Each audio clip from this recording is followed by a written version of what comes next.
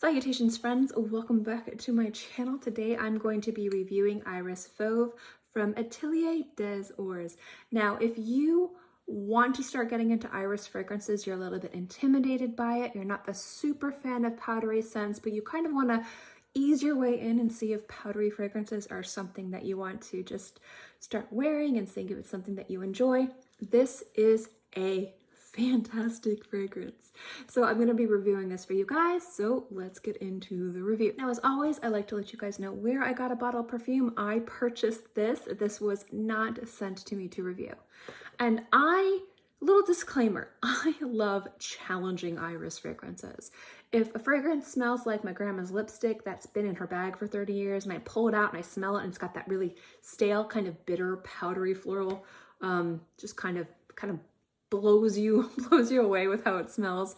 I love it. I describe those fragrances as, has anyone ever accidentally eaten an underripe persimmon? Like not many people have, and if you do, it is an experience. Persimmons to me are just delicious, but if you eat a slightly underripe one, your mouth goes like, it feels like it goes dry and bitter, like that. It's crazy. But they're delicious, but that kind of like dry, bitter, like in an instant kind of smell with super stale, lipsticky, makeup-y iris fragrances is something that I viciously enjoy, but I can understand people thinking they're way too intimidating, they're way too challenging, and people just don't like it. What I enjoy about Iris Fauve is the fact that this has all the beauty of iris without those challenging, super polarizing aspects that iris-dominant fragrances can have. Now, specifically with this fragrance, it is a warm, spicy scent, and that's saying something considering it does have a very predominant iris note in here. There's bergamot in the opening, which really only lasts the first 15 to 20 minutes. It gives it a little bit of brightness. The iris is way more present the first hour or two, a little bit powdery, but there's a beautiful cinnamon note. There's some musks in here, and I love the myrrh. Now, I have to be very mindful about myrrh. John can't handle myrrh. It makes he sneezes, his eyes water. So I have to kind of try out fragrances that have myrrh in it. And this is a fragrance I can actually wear around the house, so I'm very excited. And myrrh is just one of those notes where it's so sexy, it's so mysterious, it's so alluring, and it just smells so good on the skin.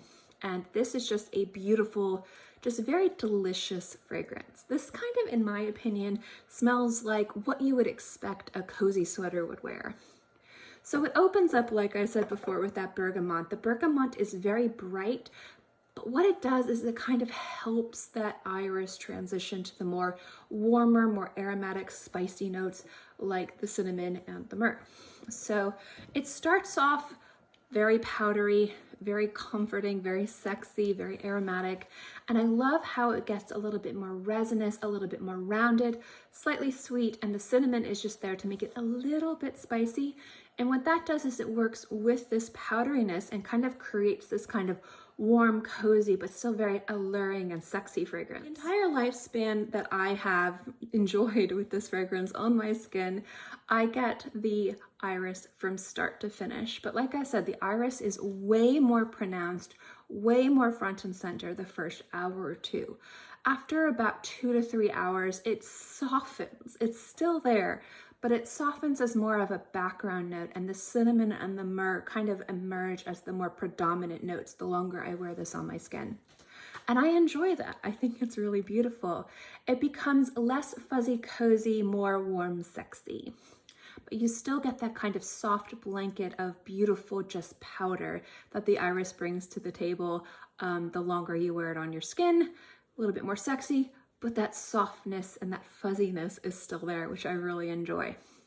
This is a great, very beautiful fragrance to wear in fall and winter because there's just something about the way that this fragrance smells on the skin that works beautifully in colder weather. So it's not one of those crazy, powerful winter fragrances that are heavy on woods, heavy on tobaccos, heavy on vanilla, heavy on leather.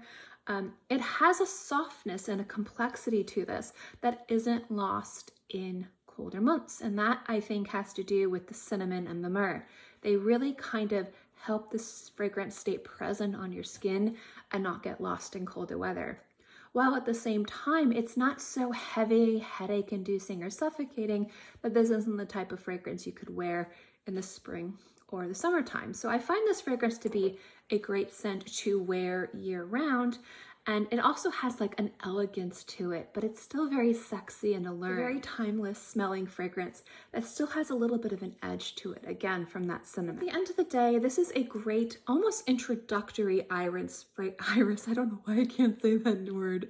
This is a great introductory iris fragrance because it doesn't have the crazy, overwhelming, polarizing, stale, powdery just kind of presence that a lot of iris dominant fragrances have. And a lot of people who hate powdery fragrances, just they would turn their nose at that note. But this is great if you wanted to kind of dip your toe into more classic compositions, into more sexy fragrances, into something kind of sophisticated and powdery. If you want to see that's the type of formulas and compositions that you like without kind of intimidating or challenging yourself with a very predominant iris note, this is a great one to try. Now, Atelier d'Ors is a luxury fragrance, and this is luxury priced, but I will say that this fragrance smells just exceptional. It smells elevated. It's very well blended, while at the same time, the complexity isn't overburdened with too many notes. The right notes were chosen with the right balance to give this complexity, to give it a lot of depth without too much. You really get the myrrh and the cinnamon. The iris is beautiful, and everything else just kind of makes this warm, cozy, but still very sexy fragrance just work really well and smell very complimentary on the skin. Now, for projection and longevity, I do find this fragrance has really nice longevity, not crazy beastly amounts of performance. So I get about 4 to 6 hours on my skin. The iris is really predominant, again, the first 1 to 2 hours.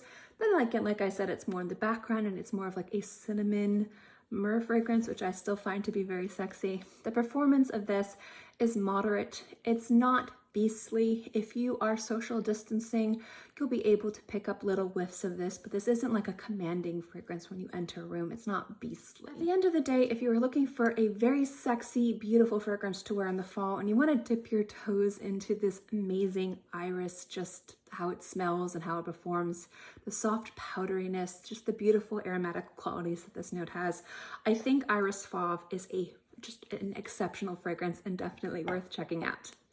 Anyway, guys, thank you so much for watching this video. I hope you enjoyed it, and I'll see you next time. Bye!